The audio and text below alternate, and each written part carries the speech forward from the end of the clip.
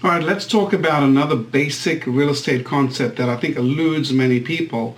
And I think part of the reason for that is because we never get educated and we never get explained this concept, right? And it basically boils down to simple math.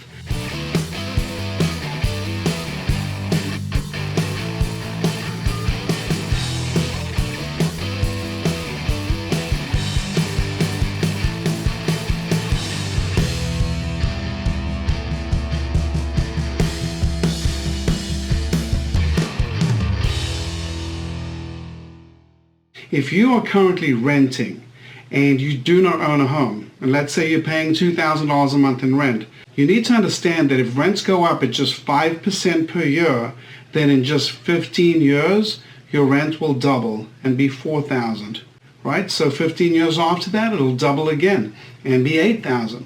So if you're living in a $2,000 a month rental, I want you to consider what that's costing you. Aside from the fact of not getting the appreciation from owning real estate or the tax deductions from owning real estate and the depreciation and everything else that goes along with it, you're also putting yourself into a situation where down the road, probably many years down the road when you can least afford it, you're going to have to pay a lot of money, a lot of percentage of your income in rent. So own a home. Now, are there instances where you could be having a good idea not to own a home? Yeah, absolutely. There's an old saying in real estate.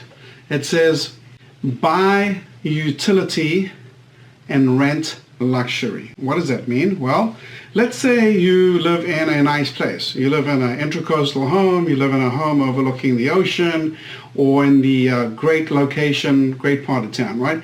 Very many instances where you look at that. Let's say as an example, if I'm looking at a $15 million intracoastal home, I may be able to rent that for $10 or $12 or $15,000 a month, and that may not be such a bad deal relative to spending $15 million buying it. However, let's say you take a more affordable kind of neighborhood where you could buy a $300,000 or $400,000 house.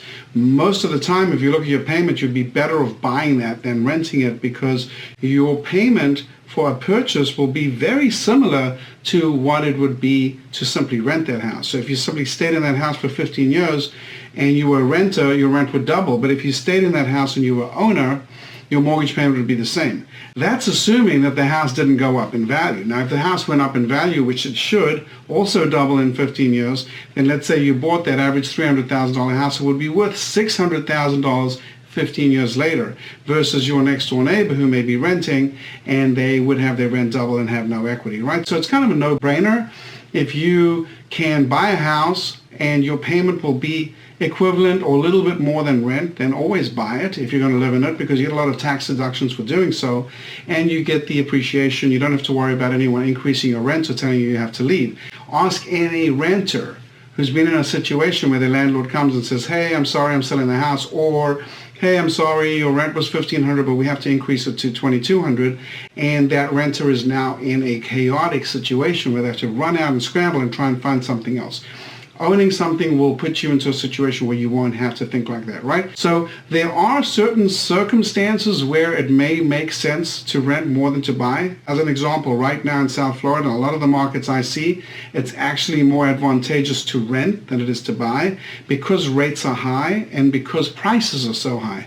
However, once again, the good rule of thumb is if you can buy a place and your payment will be equivalent or a little bit more than the rent, then go ahead and buy it, right? And I think too few people understand what would happen if you just live in that same rental property for 15 years and watch that rent double. You will put yourself into a situation where you'll have no equity and your payment will go up, and your housing expenses proportion of the rest of your income will increase exponentially, all right? And if you look at the gap between the wealthy and the non-wealthy, the biggest differential is that the wealthy own real estate and the poor rent, all right? So be an owner, and one thing better than owning your primary residence is owning a rental property where somebody else pays you the rent, because that same house now, you go and you buy, let's say for $200,000, you put a renter in there, pays you maybe $2,000 a month. 15 years goes by, your mortgage payment is still the same, but they're now paying you $4,000 a month in rent. And over those 15 years, they've lived in that house. Their equity is zero.